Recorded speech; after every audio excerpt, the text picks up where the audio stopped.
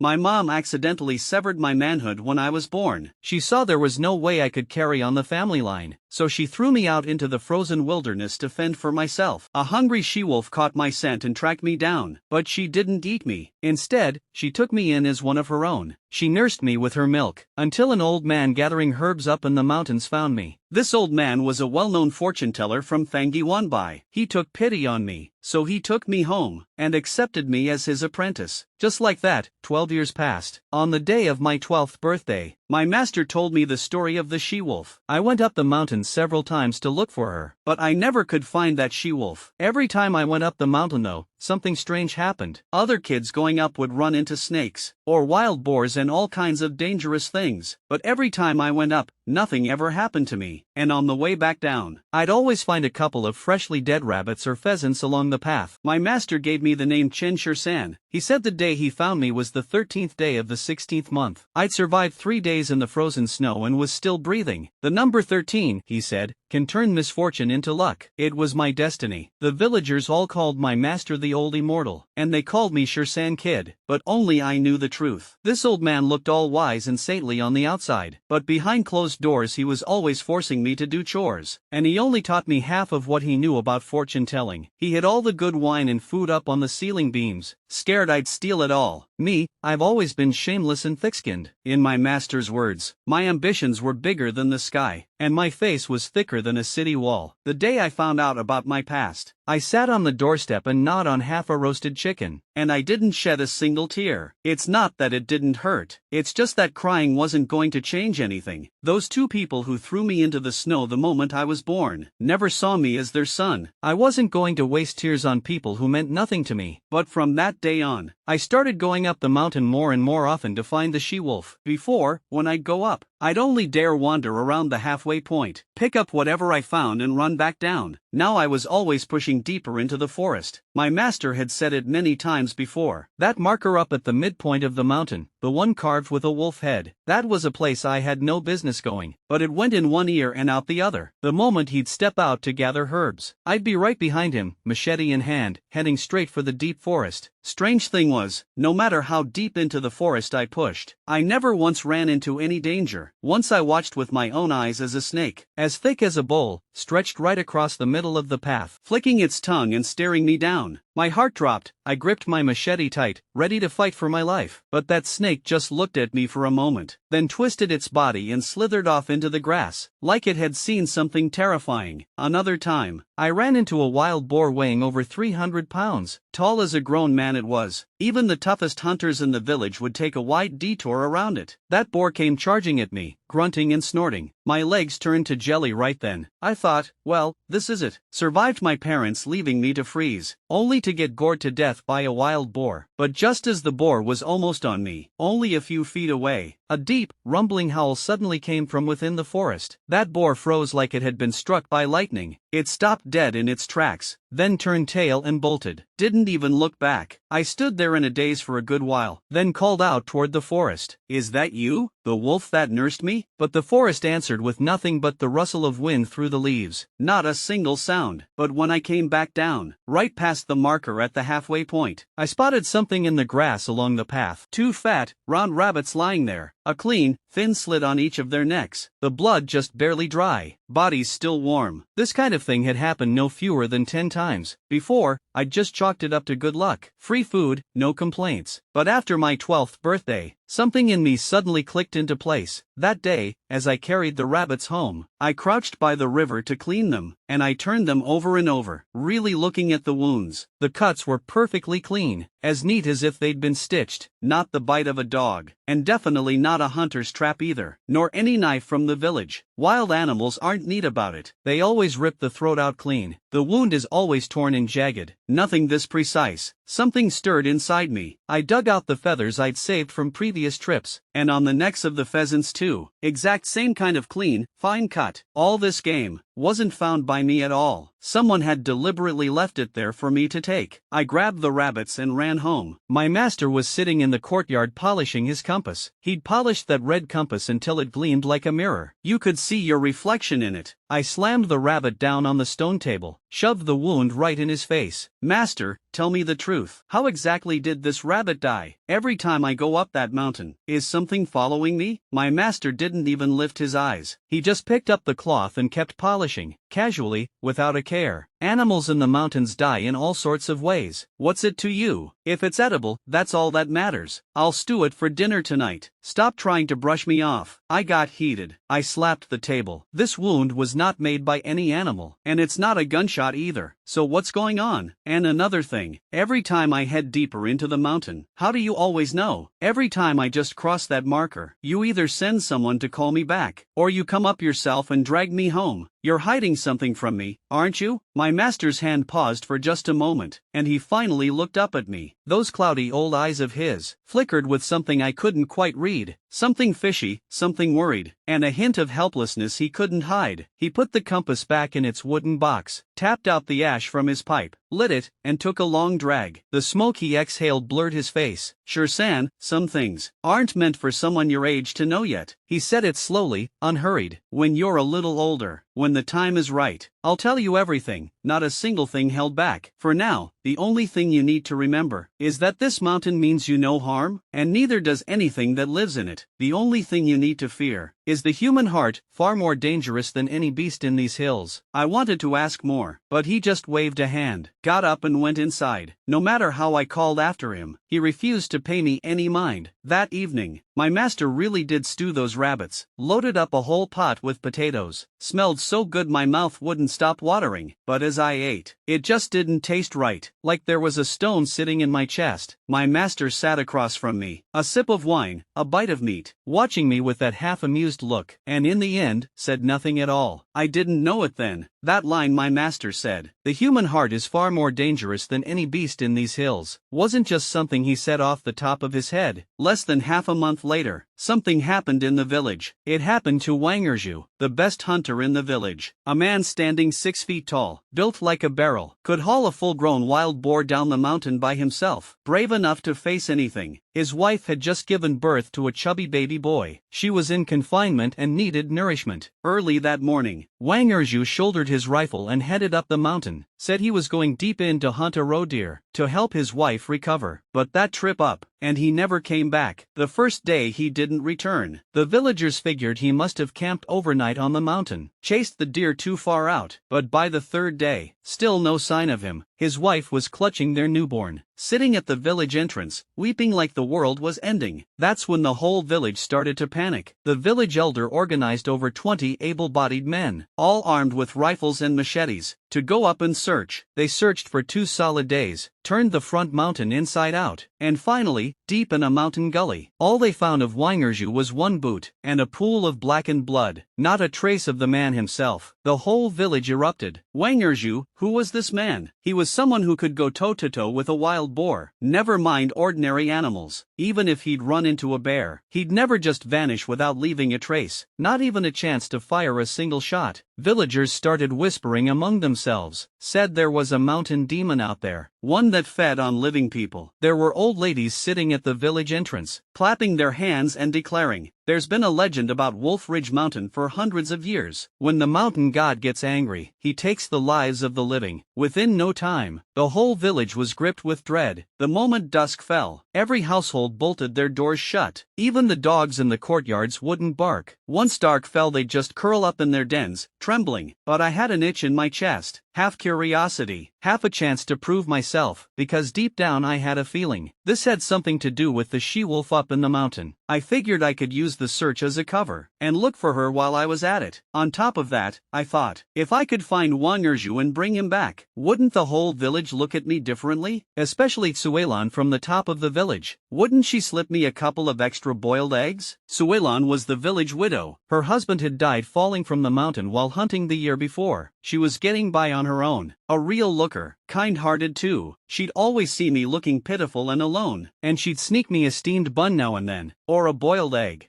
I always liked to tease her. Said when I grew up I'd make her my wife. I grabbed the peachwood sword he kept hidden under his bed, got hold of it, and stole a few of his hand-drawn protective talismans too, tucked them inside my shirt. Then I went for the half-jug of liquor, the one he kept hidden in the cabinet, tucked that in my waistband, machete in hand. I quietly slipped out the door, and headed straight for the back mountain. Before I left, I made sure to glance at the boundary marker halfway up the mountain. My master had said it 1,000 times, not a single step past that marker. I stood there in front of it, and looked deep into the mountain. Shadows layered on shadows in there, dark and eerie, but my heart wasn't afraid at all. If anything, I felt a strange sense of familiarity. Sorry, master. I'll bring the person back first, then I'll come apologize. I bowed slightly, lifted my foot, and stepped right over the marker. The moment I crossed it, I felt something was off. It was broad daylight, the sun blazing overhead, but on this side of the marker, inside the forest, it was murky and dark. Sunlight filtered through the gaps between the leaves, not even enough to light up the grass below. Even the wind sounded different, low and hollow, like a woman weeping in the distance. The tree shadows swayed back and forth. No matter how you looked, they resembled the silhouettes of standing figures. I gripped my machete tighter, and gave myself a pep talk. Chen Shursan, you were raised by wolves. The mountain god himself watches over you. Nothing to be scared of. But after walking for less than half an hour, I realized I was lost. I'd been walking straight along the mountain gully, but no matter how far I went, I just ended up back where I started. The marker was still right there behind me. I didn't believe it. Tried a different direction, walked for 2 more hours, legs aching from all the walking, then looked up, and there was that same marker again. A ghost loop. My master had taught me before. If you ever get caught in a ghost loop, don't panic. Either you urinate on the spot to break it, or you start cursing out loud. The filthier the better. Those foul things can't stand that sort of thing. Well, I didn't have the relevant equipment anymore, but urinating, I could still manage that. I walked to the base of a big tree, undid my pants and aimed right at the roots, let loose a strong stream, then put my hands on my hips, and started swearing at the forest at the top of my lungs. Whatever ghost or demon is lurking around here, you dare block the path of Shursan? Believe me when I say I'll scatter your bones, and let the wolves of this mountain eat what's left of you. I am the one even the mountain god of Wolf Ridge bows to. Block my path again, and I'll make sure you never find peace in the afterlife. I went at it without holding back. Every foul word my master had ever forbidden me from saying, I unleashed it all. When I finally finished, there was a soft sound in the air, a low hum, and the tree shadows in front of me suddenly cleared. The eerie wind died down too. Sunlight flooded in all at once, and the path ahead stretched out bright and clear before me. I breathed a sigh of relief, patted my chest. Turns out my master's trick really did work. I followed the path and kept going deeper. The further in I went, the denser the forest got. Fallen leaves piled thick on the ground, soft underfoot, not a sound when you walked on them. Now and then a few bird calls drifted through the air, and wolf howls from somewhere far away. Strangely, those howls didn't scare me at all. They felt more like they were guiding me along, one after another, leading me toward the valley. After walking for about an hour or so, I came to the mouth of a cave. The cave was tucked behind a massive boulder, its entrance hidden by vines. You'd never notice it was there unless you looked closely. I heard sounds coming from inside, low, miserable whimpering, exactly like the sound a person makes when they're in pain. Something twisted in my gut. I gripped my machete, slowly pulled the vines aside, and crept inside as quietly as I could. The cave was pitch black inside, damp and musty, with a faint smell of blood underneath it all. I walked about 10 steps in, and spotted a figure huddled in the corner. His padded coat was torn to shreds, his face was caked with blood and grime. He was curled up with his head in his arms, mouth moving constantly, muttering something. I leaned in for a closer look. It was Wang Erju, missing for 5 days. Erju. I called his name. He acted like he couldn't hear me, just stayed curled up there, over and over, muttering the same things. White wolf, mountain god, don't find me, don't find me. His eyes were vacant and glassy, not a shred of awareness in them, like he'd lost his soul. I reached out and gave him a shove. His whole body seized up. He jerked his head up in a daze, and flew at me, like something possessed, both hands reaching for my throat. I jumped back fast. My heart sank. This was bad. Wang Erju had lost his mind. I tried talking to him, calmly at first, then louder, face turning red. He wouldn't listen to any of it, just kept crawling back into his corner, muttering about blood and white wolves over and over. I had no choice. couldn't just leave him there, so I crouched down and hoisted him onto my back. Wang Erju was a big man, tall and heavy. He nearly crushed the life out of me. I gritted my teeth and hauled him out toward the cave exit. Strange thing was, on the way in, I'd been walking for over 2 hours, but carrying Wang Erju on my back on the way out. It took barely half an hour, and I was back at the marker. Not so much as a pebble in the way the whole time, smooth as you like, and I kept feeling like something was following behind me. It was a strange feeling, not threatening at all, more like it was watching over me. I spun around a few times suddenly, and each time only saw the wind moving the leaves. Nothing there, except once, out of the corner of my eye, I caught a flash of something snowy white moving through the trees, gone in an instant, so fast it felt like I'd imagined it. Something stirred in my chest. I called out toward the trees, "Is that you, White One?" No response, only the rustle of wind through the leaves, whispering. When I carried Wang Erju back into the village, the whole place erupted. Villagers packed around Wang Erju's house, layer upon layer of people, watching as I lowered Wang Erju down from my back. Every pair of eyes went wide. Oh my heavens, Shursan kid brought Erju back. This kid is only 12 years old, and he dared to go into the deep mountain alone. Incredible, worthy of being the old immortal's apprentice, a true talent. I stood there in the middle of the crowd, listening to everyone praise me. My tail might as well have been wagging up to the sky, especially Tsuelan. She pushed through the crowd to stand in front of me, and tucked 2 still warm boiled eggs right into my hands, and tossed my master's warnings, along with all the strange things in that cave, completely to the wind. But I never could have imagined that this one trip of mine wouldn't make me any kind of hero. Instead, it brought disaster crashing down on my own head. The day after Wang Erju came back, he went completely mad. He tore through the ropes his family had bound him with, and bit anyone he could get to, screaming the same things over and over. The blood is coming. Everyone will die. His eyes red as a rabbit's. Strength beyond reason. 3 grown men couldn't hold him down. His family had no idea what to do. They ran straight to my master. My master picked up his peachwood sword and went to Wang Erju's house. He stood by the bed and studied Wang Erju for a long time, then checked his pulse, and finally shook his head, let out a long sigh. His soul is gone, scattered. Of his 3 souls and 7 spirits, only 1 remains. He won't be coming back. The moment my master finished speaking, Wang Erju died that very night. I went with my master to see him. The state of Wang Erju's body was something I'll never forget for the rest of my life. His entire body had shriveled in on itself, lying on the bed, his skin all dried and wrinkled, like sun-dried tree bark, pulled tight against his bones. Not a single wound on his body, yet the whole man looked like he'd been drained. Every drop of moisture and blood, sucked out until nothing was left but a skeleton. Even the eye sockets had caved in. Both eyes were wide open, full of terror. The village's oldest undertaker, past 70 years old, who'd prepared the dead his whole life, circled Wang Erju's body for a long time, and finally shook his head and said, "In all my life, I've never seen anyone die like this. Even the blood in his body, nothing on the ground. Even the blood in his bones has been sucked dry, and yet on his whole body, there isn't a single wound big enough to see." When that was said, the whole village exploded. Before it was just fear. Now it had turned into full-on terror. Nobody knows who said it first. A voice cut through the crowd. "It was that girl raised by wolves. She's been a demon from the start. The moment she went up that mountain, this happened. It was her who led Wang Erju up there. She must have lured whatever evil was in those mountains right into our village." Those words were like a spark, dropping into a pile of dry straw, and it all caught fire at once. Yeah, it was her. She's a curse on this village. Her own parents threw her away, because she's a wolf demon reborn. If the old immortal hadn't saved her, she'd have died up on that mountain long ago. Wang Erju's death is on her hands. If she hadn't gone up, why would the evil in those mountains ever come down to harm people? Every set of eyes in the crowd turned and locked onto me. All the praise and admiration from before, replaced by disgust and dread, like they were looking at something filthy. My whole body shook with rage. I pointed at them and yelled, "What are you all talking about? I was the one who brought Wang Erju back from the mountain, and now that he's dead, it's somehow my fault. If not you, then who?" The village elder stepped forward, leaning on his cane. He pointed his finger right in my face, expression cold as iron. "Chen Shursan, this village has treated you well. Why would you bring evil creatures down upon us, to harm our people?" I didn't. My eyes were turning red. I was so desperate. I tried to explain, but they wouldn't listen. One after another, eyes bloodshot, pointing fingers at me, calling me a curse, a wolf demon. Some even picked up rocks from the ground and started throwing them at me. My master grabbed me and yanked me behind him, swept a cold gaze across the crowd. In those murky old eyes of his, a sudden surge of commanding authority. The crowd, which had been shouting and screaming, "I know my own apprentice better than any of you." My master's voice wasn't loud, but every word was clear as a bell. What killed Wang Erju was not her. It was something from the mountain. If any of you dare fling more dirt at her, don't blame me for what follows. The villagers were all afraid of my master. No one dared say another word, but the looks they gave me were still full of hostility and fear. On the way home, I trailed behind my master, head down, not saying a word. My master turned and looked at me, let out a sigh, put his hand on my shoulder. "Don't take it to heart. That's just people. When they can't handle something, they always need someone to blame." I sniffled, looked up and asked him, "Master, what really killed Wang Erju? What was he muttering about? The white wolf and the blood? What does it all mean? And also, how much more are you still hiding from me?" My master was quiet for a long time, and in the end, only said one thing: "When the time is right, I'll tell you." But what I didn't expect was that the right time would come so soon. Not even half a month after Wang Erju was buried, the village was hit again. 2 hunters went up together to chase game, and vanished. When the villagers went to find them, both were already dead in a mountain gully. The same as Wang Erju, exactly the same. All the blood in their bodies drained. Nothing left but a withered skeleton each. At that point, the village completely broke down. Every household started packing up their things, getting ready to leave, to get out of this cursed place. But the village elder refused to allow it. Said generation after generation had lived here. The ancestral graves were here too. To leave was to become rootless driftwood. You'd never survive anywhere else. That night, the village elder gathered everyone together and held a meeting in the ancestral hall that lasted all night. Early the next morning, I started hearing people say the village elder had declared, to appease the mountain god's anger and save the village, a sacrifice was needed, and the sacrifice was me, the supposed curse on the village. They were going to bind me to the altar in the mountain and offer me to the mountain god, use my life in exchange for the safety of the whole village. When I heard this, I was in the courtyard gnawing on a chicken leg that Suelan had brought over for me that morning. I was chewing away and nearly crushed the bone from anger. Oh, really now? I went and saved someone, and in the end, they want to tie me up and send me up the mountain? I, Chen Shirsan, am someone who just sits there and takes it? That very night, under cover of darkness, I slipped out of the house, made my way to the village elder's place, and found the chicken coop in his backyard. I tiptoed over, careful as could be, opened the coop door, more than 20 chickens inside. I set them all free. Then I took out the charcoal my master had given me. Right on his front door, I drew a big fat tortoise, and next to it I wrote 5 big characters: "Old bastard village elder." Once all that was done, I sneaked back home, flopped down on my bed, and laughed myself silly. First thing the next morning, the village elder's house erupted. Of his 20-odd chickens, some had fled, some were gone, and a tortoise was drawn right on his front door. The village elder was so furious he was jumping up and down and cursing through the village. The villagers who saw it were all secretly laughing, but even as they laughed, the plan to sacrifice me to the mountain hadn't been dropped in the slightest. In fact, because of this, they were even more convinced I was rotten to the core, a genuine evil creature. 3 days later in the morning, my master had been invited to another village to read the feng shui. He'd left early. I had just gotten up, was washing my face in the courtyard, when I heard a commotion outside, a chaotic rush of footsteps. I looked up. The courtyard gate was kicked open with a bang. The village elder leading dozens of men, armed with hoes, sickles, and ropes, they swarmed in, surrounding the courtyard on all sides. Something dropped in my stomach. I knew it was bad. They'd come to grab me while my master wasn't home, but my face didn't show a thing. I set down the wash basin, grabbed a stool, planted myself in the middle of the courtyard, picked up the half-eaten melon on the table, and started slicing away at it, real casual, slicing away, while I looked them all over. I said, "Uncles and elders, everyone, what's this about? Coming to rob the melon? This is all I've got left. Go buy your own." The village elder clutched his walking stick, stomped over to me, face cold as stone, pointed at my nose and barked, "Chen Shirsan, you demon wolf reborn piece of filth. Ever since you came to our village, there hasn't been a day of peace. 3 people are dead. Today we are going to bind you up and offer you to the mountain god as atonement for the dead. I finished chewing, brushed off my hands, smiled and said, Village elder, that logic doesn't hold. Wang Erju was the one I carried back from that mountain. Those other 2, I never even saw them. They died. What has that got to do with me? And besides, I happen to be the mountain god of Wolf Ridge reborn. If you sacrificed me to the mountain god, isn't that just sacrificing the mountain god to the mountain god? Have you all got water in your heads? You're on the verge of death, and you still won't back down? The village elder waved his hand. Seize her. Several men rushed at me, ropes flying as they lunged. I didn't put up a fight. After all, small as I was, there was no fighting off this many people. Struggling was pointless. Better to save my energy. They bound me up tight and secure, lashed to a wooden pole, and carried me up toward the mountain. Slung on that pole, swaying back and forth. But I wasn't scared. I spent the whole journey haggling with them. I said, everyone, sacrificing me to the mountain god is fine, but I've lived this long, and never once had a proper feast. The least you could do is get me a whole stewed chicken, and some good liquor. Let me go to my death with a full stomach. Otherwise, once I'm dead, I'll turn into a wolf demon for real, and come to your homes every night to steal your chickens, rip the roof off your houses, and urinate in your wells. Don't say I didn't warn you. The men carrying me were so rattled by my talk their faces went pale. They exchanged nervous looks. The village elder turned around and snapped, Don't listen to this demon creature's nonsense. She's just trying to scare you. But by the time we reached the halfway point, one of the more timid villagers quietly slipped me a jug of liquor and a roasted chicken wrapped in oiled paper. Since I was tied up, I couldn't feed myself. While I ate and drank, I kept offering commentary. This liquor is weak, too watery, not half as good as that strong sorghum wine my master keeps hidden. That stuff has real kick. And this chicken is not right either. Not enough salt, not as good as the one Suelan makes. The men carrying me were so frustrated their faces turned green, their hands trembling, but they didn't dare do anything to me, afraid I'd really turn into a demon and come back for revenge. After more than 2 hours of walking, they carried me to the altar platform on the mountain. This altar had been passed down from the ancestors, made entirely of stone, square and solid, about half a man's height, covered all over with worn, faded carvings, and quite a few darkened stains. Hard to say whether they were blood or something else. In the center of the altar stood a thick stone pillar. That's where they tied me, right to that pillar. The villagers all knelt below the altar, the village elder holding 3 sticks of incense, standing before the altar, muttering to himself, saying things like, Mountain God, calm your fury, we have brought the cursed one to you. Please protect the village and keep us safe. No more deaths, that sort of thing. Lashed to that pillar, listening to him drone on, all I felt was how ridiculous this all was. They kept calling me an evil creature, and yet in the end, they wanted to use me, this so-called evil creature, to make an offering to their mountain god. The most absurd thing under heaven. Just as the village elder pushed the incense into the incense burner, a sudden gust of wind swept through. That wind came from nowhere, sweeping up fallen leaves and gravel, so fierce nobody could keep their eyes open. The sky darkened in an instant. Dense black clouds pressed down from above, smothering the sun completely. It was still afternoon, but it felt like night had fallen. Right after that, from within the forest, a chorus of sharp, piercing wolf howls erupted, one after another, from far to near, growing thicker and louder, until your ears went numb, and your scalp crawled with dread. The villagers kneeling below panicked instantly, their faces drained white with terror, all on their knees, too afraid to even lift their heads, trembling all over. The village elder panicked too. The incense dropped right out of his hands. He kept mumbling, The mountain god is here. The mountain god is here. I looked up and toward the tree line, and from within the forest surrounding the altar, one by one, wolves emerged, their eyes in the dim light, gleaming in eerie green, teeth bared, surrounding the entire altar, closing in one slow step at a time. Dozens, hundreds, a massive tide of them, encircling the altar completely with no way out. But strangely, though these wolves looked fierce, not a single one rushed forward to attack. They just circled the altar, low growls rumbling in their throats, as if they were guarding something. And then at that moment, the wolf pack suddenly parted, opening a path. A wolf of pure, brilliant white stepped out from the trees. She was a full size larger than any ordinary wolf, her coat pure white without a single blemish, not one strand of color. In the dim and fading light, she seemed to glow. Her eyes were amber golden, no trace of ferocity in them, just fixed directly on me. Step by step she moved toward the altar, straight for me. In that moment, my heart felt like something had grabbed it and squeezed. My throat tightened, and my eyes almost filled with tears. It was her, the one who had saved me in that frozen wasteland, the she-wolf who had nursed me with her milk. I had searched for her so many times, and she had never once come out to see me. But today, at my most desperate moment, she came. The white wolf leapt up onto the altar, and walked to me step by step. I looked at her. She looked at me, those amber golden eyes, full of tenderness, and a hint of guilt. She lowered her head, and with those sharp teeth of hers, bit through the ropes binding my hands. Thick as a grown man's thumb, those ropes. She bit right through with a single snap. One by one, she chewed through every rope holding me, then rubbed her head gently against my hand, a soft whimper rising in her throat, like a puppy that's been wronged. I reached out and stroked her fluffy head. My hand was shaking, eyes wet. I said, "So you've been here all along. I searched for you so many times. Why didn't you ever come out to see me?" She nuzzled against my palm, gave two soft whines, like she was apologizing. The villagers below the altar had already gone silent. They watched what was unfolding before them, watched this white wolf with the soul of a person, watched how the wolf and I were together, and finally it dawned on them. I wasn't some evil curse. I wasn't a wolf demon. This white wolf was the mountain god they had worshipped for hundreds of years, and I was the one the mountain god protected. Nobody knows who moved first, but one person dropped to their knees, kowtowing to me and the white wolf without stopping. Then right after, every single villager fell to their knees, heads hitting the ground in rapid succession, crying out over and over, "Mountain god, spare us! Shursan, spare us!" The village elder sat slumped on the ground, ashen-faced, muttering to himself, "It's over, all over." I looked at them, and felt not a shred of satisfaction from their groveling, just felt nothing at all. I waved a hand, and called out to them, "All of you, go, and don't pull anything like this again. If any of you ever come after me again, don't blame the wolves of this mountain for being merciless." The villagers fled like they'd been set free, scrambling and tumbling over each other, even the hoes and sickles they dropped. Not a single one dared go back for. In the blink of an eye, the area around the altar was empty, nothing left but me, the white wolf, and the pack surrounding us. I crouched down, wrapped my arms around the white wolf's neck, smiled and said, "Thank you, you saved me again." The white wolf licked my face. I dusted off my clothes, and fell in behind her. The wolf pack followed at my back, step by step, like a personal guard of honor. We headed deeper into the mountain, walked for about an hour and a half, and came to a waterfall. The water cascaded down from the cliff edge, and crashed into a pool below, making a deep, thundering roar. The mist it kicked up soaked right through my clothes. The white wolf led me behind the waterfall, and to my surprise, hidden behind the falls was a cave, its entrance masked by the waterfall. Even if you were standing right in front of it, you'd never know there was a cave behind it. Once inside, I spotted pearl after pearl of glowing nightstones, each one giving off a soft light, lighting up the entire cave in clear, gentle brightness, not eerie at all. In the very center of the cave stood a massive stone stele, taller than two men, covered in dense rows of carved characters and intricate patterns. I walked up to the stele, looked up, and froze instantly. The blood in my whole body felt like it had stopped moving. At the very top of the stele, carved in bold, powerful strokes, were four characters: White Wolf, True Lord, and below that, carved right there, was my birth date and hour, and my name, Chen Shursan. My mind erupted with a crack of thunder, like I'd been struck by lightning. I stood there, couldn't move for a long time. I reached out, and touched the characters on the stele, the cold of the stone against my fingertips. The characters were carved deep, absolutely not recent work. The surface was thick with the marks of ages. Moss had grown over them in a heavy layer. My hands trembling, I scraped away the moss at the very bottom of the stele, and made out the date inscribed there. The 12th year of the Great Ming. The 12th year of the Great Ming. From now, that was nearly 400 years ago, on a stone stele 400 years old. My name had been carved. My birth date and hour had been carved. My whole mind went blank. I stood before the stele, head completely empty. All the things my master had said, those things I never understood, the things he'd been hiding from me, exploded inside my head all at once. Who was I, really? Was I truly just a child abandoned by her parents, raised by a wolf, then picked up by a fortune teller? Just an ordinary kid who got lucky? Right at that moment, the white wolf nudged my hand with her head, and led me toward the back of the cave. The inner chamber was slightly smaller. In the center stood a stone bed. The stone bed was draped with soft animal skins, looked like someone stayed there often. Beside the stone bed, sat a small sandalwood box, polished spotless, not a speck of dust. It was a newborn infant's garment, and a warm, smooth piece of white jade pendant. I picked up the jade. On it was carved a wolf with its head held high. The design was identical to the one on the amulet my master had given me. Exactly the same. I held the jade, my hands shaking. This red belly wrap was the one I wore when I was first born. When I was left in the snow, I had only this red belly wrap on my body. My master had told me before that when he found me, all I had on me was this belly wrap and this jade pendant. But then why were these things here, in this cave that had existed for 400 years? Just as my mind was becoming a tangled mess, from outside the cave, a piercing, agonized scream rang out. Right after that, the howling of wolves, one after another, full of pain and despair. The white wolf erupted instantly. Her entire coat stood on end. She faced the cave entrance, and let out a low, vicious snarl. Those amber golden eyes, flooded with killing fury. Something tightened in my chest. Trouble. I grabbed what was beside the stone bed, a thick, solid staff, and followed the white wolf, bolting out of the cave. The scene outside the cave made my eyes go wide with horror. The wolves that had been gathered outside just moments before were collapsed on the ground, several of them already dead, exactly like Wang Erju from the village, the exact same way. All the blood drained from their bodies, their forms all shriveled, curled in on themselves. The wolves, still alive, had circled something, teeth bared, snarling steadily, but none dared rush forward, and the person standing in the center of that circle was the village elder. No, not the village elder. His face still looked like the elder's, but his eyes had turned blood red, his whole body oozing thick black mist, hand gripping a curved black blade, dripping with something, his lips curled into a dark, hideous grin, staring straight at me. That smile was nothing the village elder's face could have made. "Shen Shirsan," he said, a voice that was neither one thing nor another, raspy and broken, like two stones grinding against each other. "It made your scalp crawl. 400 years. I have waited 400 years. You have finally reincarnated." And in an instant I understood. It was the blood fiend that killed Wang Erju, that killed the two hunters, that drained every drop of blood from them. The thing my master spoke of, that forbidden evil no one could name, it had possessed the body of the village elder. "So you're the one who killed the villagers?" I gritted my teeth and asked. "And what did you do to my master?" The blood laughed, a cold, chilling laugh. "If I hadn't killed them, how else would I have gotten those fools to bring you right here? White Wolf, true lord, did you think that by reincarnating and hiding inside the body of some little child, I wouldn't find you? White Wolf, true lord." Those four characters on the steel detonated in my head again. "Who are you exactly?" I stared at it, and asked slowly, word by word, "Who am I?" The blood fiend burst into laughter, a wild, frenzied laugh. 400 years ago, you sealed me beneath the foundations of Wolf Ridge Mountain, left me to suffer 400 years of torment, and you dare ask me who I am? If you hadn't meddled in things that weren't your business, I would have drained the blood of 1,000 people by now, completed my cultivation. You ruined my path, sealed me away in the pitch-dark earth beneath the mountain. 400 years, every single day I've been thinking of how to take my revenge. Now you've reincarnated. The seal has weakened, and I have finally broken free. Today I will devour your divine soul, swallow your mountain god essence, and repay you for that sealing 4 centuries ago. His words struck like hammers, one blow after another into my heart. 400 years ago, it was me. It was this being called the White Wolf True Lord, who sealed it beneath the mountain. I was the White Wolf True Lord. Just then, the blood fiend moved. It drove the elder's body forward, and came charging at me, the black blade in its hand, wreathed in dense black mist, and a stench of blood that hit you before it did. It slashed straight for my chest. Wherever that black mist passed, the grass on the ground withered instantly. Even the stone beneath was eaten away and scarred. My legs went weak right then. Standing there, I couldn't even move to dodge. Just as the black blade was about to hit me, the white wolf suddenly leapt, using her own body to shield me. The black blade struck her full across the back, cutting a deep, gaping wound. The dark mist immediately burrowed into the white wolf's body. She let out a howl of agony and collapsed. Her white coat instantly stained red with blood. My eyes went red at the sight. I lunged and held her. She lay in my arms and rubbed her head against my hand, those amber golden eyes, full of worry, a whimper rising softly in her throat, like she was telling me to run. Run? Too late. The blood fiend advanced on me step by step, the black blade dripping with blood, grinning with gleeful malice. White wolf, true lord, right now you're nothing but a little wolf cub with no strength to speak of. Can't even control your own divine soul. What do you have to fight me with? For centuries ago you had everything. You drank from the waters of Wolf Ridge Mountain, master of 100 miles of mountain and river, and now you're nothing but meat on my chopping block. Today I will scatter your soul to the four winds, never to be reborn again. It raised the black blade and moved to bring it down on me. At that critical, razor's edge moment, a voice boomed out, shaking the very air. Be gone! Cease your madness! A dark figure shot out from the red-tinged trees, in hand, a peachwood sword, body clad in yellow Taoist robes, and a golden talisman, slapped directly onto the blood fiend's forehead. The talisman caught fire in an instant. Golden flames wrapped around the black mist. A sizzling crackle filled the air. The blood fiend let out a blood-curdling scream, and stumbled backward several steps, clutching its forehead, shaking all over in pain. I recognized that familiar figure, and tears came all at once. It was my master. He'd come. My master turned and looked at me once, then at the wounded white wolf in my arms, his face flushing with fury. He turned and yelled at me. You little brat, told you not to push into the deep mountain. You wouldn't listen. Nearly got yourself killed. I'll deal with you when this is over. Master, my throat choked up. I couldn't find the words. The blood fiend steadied itself, looked at my master, eyes blazing with hatred, voice vicious and cold. Chen Shui, back then you helped her seal me away. 400 years, and you're still alive? Chen Shui. It was the first time I had ever heard my master's name. My master gave a cold laugh, his grip tightening on the peachwood sword, his voice like ice. Old monster, my true lord hasn't taken her rightful place yet. How could I dare die? I have guarded Wolf Ridge Mountain for 400 years, all for this day, waiting for you to show yourself so I could finish you for good, and be done with you forever. It turned out, my master was no ordinary fortune teller. He was someone from 400 years ago, who stood alongside me, alongside the white wolf true lord, to seal the blood fiend away, and to wait for my reincarnation. He used Taoist arts to extend his own life, and in these mountains, kept watch for 400 straight years. Just you? The blood fiend erupted with laughter. 400 years ago, you were no match for me then, and now, half your body is already in the grave. And you think you can stop me? I'll kill you first, then deal with this reincarnated little wolf. The words weren't even finished when the blood fiend launched itself forward. The black blade, trailing a sky full of black mist, came slashing down at my master. My master met it head-on, the peachwood sword swinging, with ferocious force, incantations pouring from his mouth. One talisman after another, flung out, colliding with the black mist, crackling and sizzling on contact. Man and demon, clashing in an instant. My master's arts were formidable, but the blood fiend had absorbed the blood of 3 people, and had been cultivating in that seal for 400 years, far stronger than it had been before. Before long, my master was losing ground. The black blade's mist caught his arm. His Taoist robes were instantly eaten through. A deep wound opened on his arm. Black blood poured out in an instant. My master let out a muffled grunt and staggered backward. A mouthful of blood came up, and he fell to the ground. Master, I cried out, and moved to rush over. Stay back, my master shouted at me, his face deathly pale. Shursan, concentrate. Remember who you are. You are the mountain god of Wolf Ridge Mountain. This 100 miles of mountain and river, every blade of grass, every tree answers to your command. Awaken your power. The blood fiend planted a foot on my master's chest. Black blade pressed against my master's throat. It turned. I looked at my master collapsed on the ground, looked at the white wolf in my arms, barely clinging on, looked at the blood fiend pressing closer, step by step. The fear inside me vanished in an instant, and what took its place was a towering, burning rage. My whole life, no father, no mother. It was my master who raised me from an infant, through everything, and it was this white wolf, in that frozen wasteland, who gave me life. They were the only family. I had in this world, and now because of me, they were hurt like this. If I backed down now, I didn't deserve to be called Chin Shirsan. I closed my eyes. My mind went completely still. Countless images, like a wave, flooded into my mind. 400 years ago, I stood clad in silver armor, at the summit of Wolf Ridge Mountain, the white wolf at my side, a long sword in my hand, surveying the mountains and rivers for 100 miles below. At the foot of the mountain, countless people on their knees toward the peak, calling me White Wolf True Lord. I saw the blood fiend wreaking havoc in the village, feeding on human blood, killing countless people. I led my master, led the wolf pack, and fought the blood fiend for 3 days and 3 nights, exhausting my own divine soul in the end, to seal the blood fiend beneath the mountain. I saw, just before my soul broke apart and scattered, I turned to the white wolf, and told her to guard this mountain, and wait for my return. I turned to my master, and told him to guard my reincarnated self, and keep me safe. It turned out, it wasn't them who owed me, it was I who owed them 400 years. A warm current surged out from deep within me, flooding through my entire body in an instant. My body blazed with heat. My eyes could see clearly now, through that mass of dense black mist, the blood fiend's core essence. My ears could hear every plant and tree in the mountain, all of them calling out to me, answering my command. I opened my eyes, and my eyes gave off a faint white glow. The wind around me stopped. The black mist filling the sky dared not advance any further, like it had met its natural enemy, and was pulling back steadily. The blood fiend's expression changed in an instant. Filled with terror, it turned to flee. Flee? I spoke, my voice no longer the sharp pitch of a child, but carrying a deep authority that filled the entire mountain. I raised my hand, and gently pointed at the blood fiend. Every tree in the surrounding forest came alive at once. Countless vines burst up from the earth, like massive serpents, and in an instant they coiled around the blood fiend's body, binding it tight and complete. Unable to move, the blood fiend thrashed wildly, but the vines only gripped tighter. Charged with my mountain god power, they dissolved instantly. The black mist around it, it screamed and wailed without stopping, enough to make your scalp crawl. I walked toward it step by step, looking at its terror-stricken face. I smiled. Old monster, 400 years ago, I could seal you away. 400 years later, I can just as easily end you. You thought that because I reincarnated, I'd be easy to bully? Shirsan's eyes have never been easy to mess with. I raised my hand, and gave a light turn, and that mass of black, swirling essence was pulled right out of the elder's body. That swirling mass was the blood fiend's core. It let out a piercing shriek, and tried to burrow into the ground and escape. But how could I possibly give it the chance? My master lay on the ground, looking at me, calling urgently. Shirsan, use the slashing waste decree, destroy its core, give it no chance to escape. I looked at that shrieking swirl of blood, my mind turned, and an idea suddenly came to me. Destroy it outright? Too easy for it. I raised my hand, and gave a sharp whistle. In an instant, from the surrounding forest, countless animals burst out. Foxes, weasels, wild boars, hedgehogs, even the mountain mice, all came scurrying out. A dense, swarming mass, forming a circle, all of them facing that swirling blood core. Teeth bared, tails raised. What the blood fiend fears most is the purest yang energy of living creatures, and the urine of mountain wild animals was precisely its bane. I looked at that blood swirl, smiled and said, "You enjoy drinking the blood of people so much? Today let's see how you like the taste of 10,000 animals' piss. Let it flow." The command went out. Several hundred animals all around, all at once aimed at that swirling blood core, and let loose. The sight of it was as spectacular as anything could be. The foul torrents of urine. My master lay on the ground, watching this circus I'd put on, and coughed up another mouthful of blood from sheer fury, and shouted at me, "You wretched little brat, the glorious white wolf true lord, the mountain god of Wolf Ridge Mountain, and you resort to this kind of low and disgraceful trick? Have you no shame?" I turned back to look at my master with a grin. "Master, as long as we win, it counts. Whether the trick is low or not doesn't matter. This old monster has caused so much harm. Giving it this treatment is letting it off easy." Said all that, I raised my hand. A beam of white divine light struck that swirling blood mass, That mass instantly let out one final, shrieking cry, then dissolved completely into the air, without leaving so much as a trace. A 400-year-old evil, just like that, destroyed by my 10,000 animals, washed out of existence. The moment the blood fiend was gone, the village elder crumpled to the ground, and passed out cold. When he came to, everything before was completely gone from his memory, only remembered being taken over by something. After that, total blank. I didn't hold it against him. After all, he'd been controlled by the blood fiend. I walked to my master's side and crouched down, and placed my hand over his wound. The white light within me flowed gently into my master's body. The wound on his arm healed before our eyes at a visible pace. His color returned to normal. I went to the white wolf's side and held her, healed the wound on her back with the white light. She nuzzled against my face, and licked my palm, those amber golden eyes full of joy. My master stood, walked over and looked at me, and gave a slow nod, eyes full of warmth and relief. Good girl, you've finally come into your own. 400 years of waiting were worth it. From that point on, I became the true, undisputed, mountain god of Wolf Ridge. Nobody in the village dared call me a curse anymore. When they saw me, they'd respectfully call me Shursan the Divine. Even the village elder, when he saw me, would lower his head, and walk the long way around, scared I'd come after him to settle scores. But I was the same as always, shameless and thick-skinned, hustling candy from the village kids every day, fishing for Tsuilan's eggs, sneaking drinks from my master's hidden good wine, and whenever I felt like it, running up the mountain, to spend time with the white wolf, in the cave where my past life's treasures were stored. Oh right, I also went to find my birth parents. They lived in Linshan village. My father was a craftsman. My mother had given me a little brother, already a teenager, stocky and round-headed, looked a bit like me when I was small. I found their home, didn't try to reconcile, didn't seek revenge, just sat myself down on their doorstep, sword in hand, the one my master gave me, and said to them, I'm the one you threw out in the snow when I was born. I'm here today, not for anything else, just to eat a meal. If you don't feed me well, I'll send the mountain wolves to come raid your pigsty every night, and ransack your chicken coop, and make your lives a misery forever. My father and mother went pale as ghosts, shaking all over. They immediately stewed up a big pot of meat, brought out the best liquor, and laid out a full table of dishes, and served me. I wasn't polite about it. You threw me out in the snow, didn't even leave me a scrap of food, or a drop of water. Consider all this your back payment for what you owe me in raising me. Don't let me see you again after this, or I'll come back. Said all that, I picked up what I'd taken, turned and walked away, and never went back. The grace of the one who raises you outweighs the grace of birth. In my heart, my only father was my master, and my family was that white wolf. The days went by, one after another. From 12, I grew to 16. The Taoist arts my master taught me. I grew more skilled with every passing month. Every plant, tree, and creature, every bird and beast, all answered my command. Whatever trouble came up in the village, I'd handle it without a second thought. People all across the region knew that Wolf Ridge Mountain had a Shursan the Divine, a living immortal. But I always had a feeling things weren't that simple. Just a few days ago, in the deepest part of the cave, I found another stone stele, tucked behind a hidden rock wall. On it was carved a single line, having endured 400 years of wind and rain, still perfectly clear. 3 lives, 3 cycles, 3 debts unsettled. Blood Fiend is the beginning, the underworld is the end. I copied down the characters, and went to ask my master what this meant. My master was sitting in the courtyard, smoking his pipe. He looked at those characters, and was quiet for a long time. In the end, he only shook his head, tapped the ash from his pipe, and said only, Heaven's secrets cannot be revealed. When the time comes, you'll know on your own. Also, my master told me quietly, once I settle all my karmic debts, my body would be restored completely. What I lost back then would grow back. When I heard that, my eyes lit up instantly. I followed my master around every day, asking when the next debt would arrive, so I could go and settle it. My master was driven half mad by me, hiding from me every day, even stopped going home. And up in the mountain, the white wolf, every single night, would stand at the summit, and howl at the moon, one call after another, as if waiting for something, or perhaps reminding me of something. I knew the blood fiend was only the beginning. My story has only just begun to unfold.